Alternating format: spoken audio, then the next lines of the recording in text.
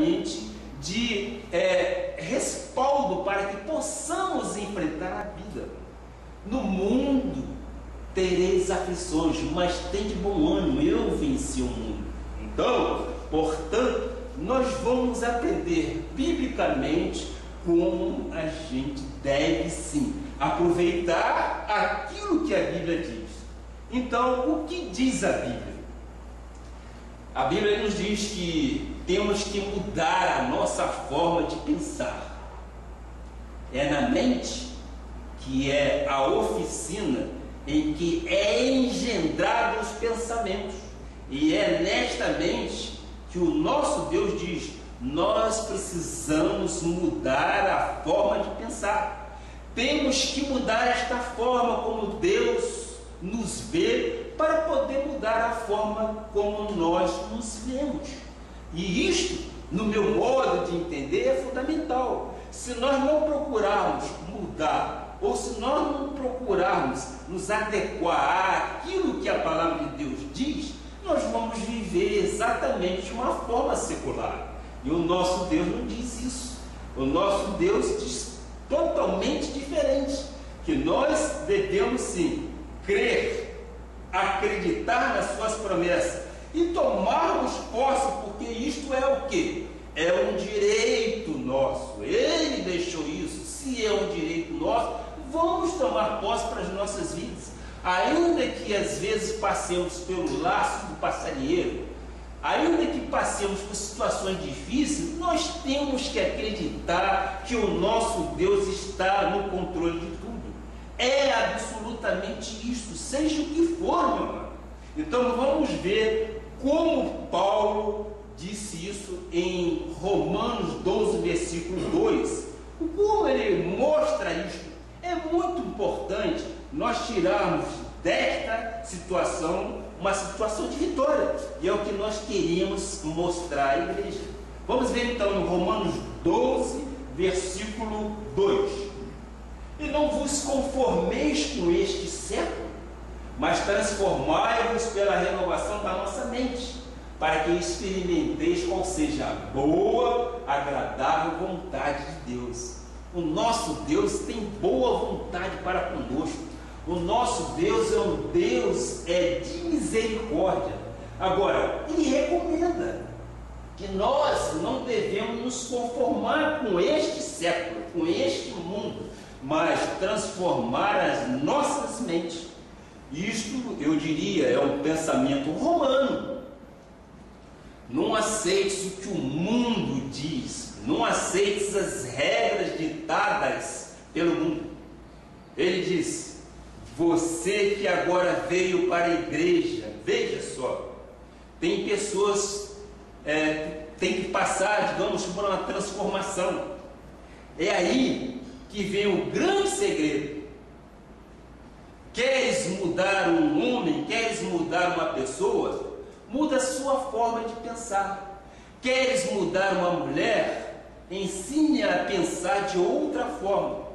Você quer mudar uma família, ensine a esta família a mudar a sua forma de pensar, a não pensar como o século pensa, mas pela renovação da mente.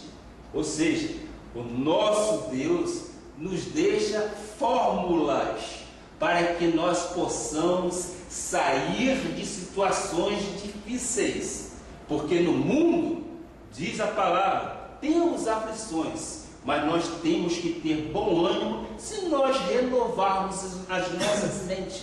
Se nós pensarmos conforme a Bíblia mostra, nós temos prazer em viver.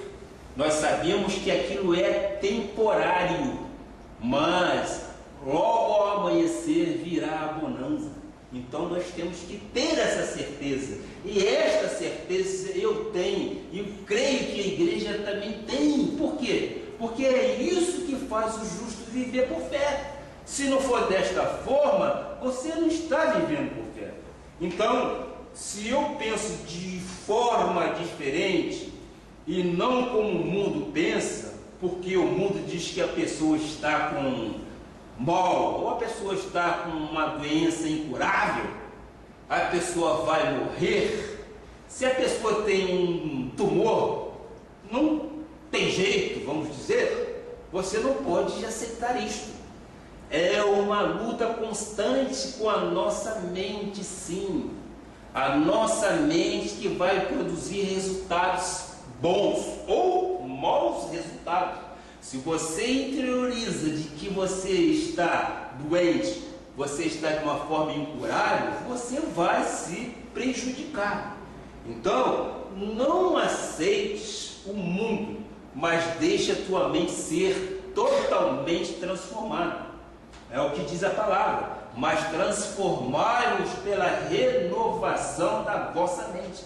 A nossa mente tem que ser dia a dia renovada. Por isso que nós estudamos a Bíblia. Por isso que nós nos reunimos. Para quê? Para que Deus, a quem nós servimos, nos oriente, nos dê transformação naquilo que Ele nos ensina. E esta paz que nós dissemos, e o que o nosso Deus diz, que excede a todo entendimento, te dará esta paz total no teu coração. Se eu mudo a minha forma de pensar e passo a pensar como a Bíblia diz, então o que é bom, o que é perfeito, o que é agradável, se estabelece em minha vida. Eu gostaria de dizer que você quer mudar a sua vida, se você quer sair de doenças, de enfermidades, de feridas mal curadas, você tem que mudar a sua forma de pensar. Às vezes, a pessoa chega à igreja de uma forma pejorativa, quebradinha, chega, digamos, arrastando sim o pé, com necessidades. E nós começamos a ensinar aquilo que a Bíblia ensina. Faça uma aliança com nosso Senhor Jesus Cristo. Sim, comece a servir a Deus de todo o teu coração. Se entregue no altar da igreja. Seja uma pessoa temente a Deus.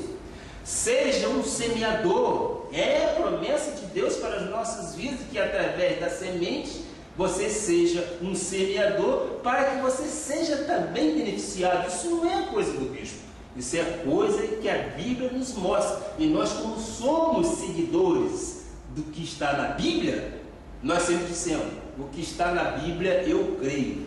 Então a mente da pessoa começa a mudar, os efeitos logo chegam. No entanto, também posso lhe confessar que, para minha tristeza, e alguns irmãos aqui presentes provavelmente conhecem, às vezes tem pessoas há anos na obra de Deus que nunca mudou a forma de pensar, nunca viu Deus agir. Deus não age com os pensamentos, Deus age com os pensamentos dele. Por isso a Bíblia diz: transformai-vos. É coisa nossa, transformai-vos. Eu digo, é coisa nossa. Somos nós que devemos estar fazendo essa transformação. Somos nós que devemos começar pela nossa mente. Ora, se a Bíblia diz transformai-vos, é responsabilidade nossa. Porque quem não quer ou quem não quiser não transforma e vai continuar na mesma situação de forma pejorativa, trazendo para si aquilo que não nos dá futuro, trazendo para você aquilo que não é bom, que não é agradável e que não é a vontade de Deus. Se nós, conforme diz a palavra, transformar, se nós nos transformarmos com a mente de Cristo, nós vamos começar a ver as coisas de forma diferente. Então, este versículo, na parte final, isto passa a fazer parte da nossa vida. Nós vamos experimentar assim, qual seja a boa, qual seja a perfeita e qual seja a boa vontade de Deus para as nossas vidas. Vocês recebem isso dessa forma? Amém? Vamos sim receber em nossos corações em nossos espíritos, sim, que nós somos exatamente aquilo que a Bíblia diz que devemos ser. Nós temos que colocar a Bíblia em nossa mente e fazer dela uma renovação dia a dia, para que nós possamos viver dias felizes. Porque não quero aqui ser prolixo, mas eu vou repetir mais uma vez: muitas das vezes nós não temos a felicidade. Por quê? Porque nós voltamos às coisas seculares e aquilo começa a eternizar em nossa mente, aquilo começa a fazer movimentos negativos na nossa mente. Eu digo, isto é normal, isto acontece comigo, acontece contigo, mas o que nós temos que fazer é nos exercitar contrário àquilo que o mundo diz. E nós temos que trazer, sim, por isso que eu digo, a Bíblia tem que vir para a nossa mente, nos momentos difíceis, nos momentos noturnos, que nós muitas das vezes não dormimos, nós temos que trazer para nós aquilo que nos dá herança. E nós temos que colocar, não, a Bíblia diz assim, não pode ser assado, a Bíblia não diz que eu sou cabeça, a Bíblia diz que eu sou pedra preciosa, a Bíblia diz que eu sou mais do que vencedor. Meu amado irmão, quando nós nos revestimos dessas armaduras, nós estamos combatendo os dardos do inimigo que vem atentar contra nós. É uma luta constante. Então, o grande sábio Salomão ensinou à igreja, no livro de Provérbios 23, versículo 7, parte A, lá no final. Porque, como imagine sua alma, assim ele é. Ora, como imagina você, eu te pergunto, como você se imagina? Se você se imaginar um perdedor, você vai perder. Se você imaginar uma vítima desta sociedade, você se tornará vítima. Se você achar que é um fracassado, você vai fracassar. Por quê? Porque aquilo que eu creio em minha mente vai determinar aquilo que eu sou. É uma coisa natural. Eu só posso ser aquilo que eu penso que sou.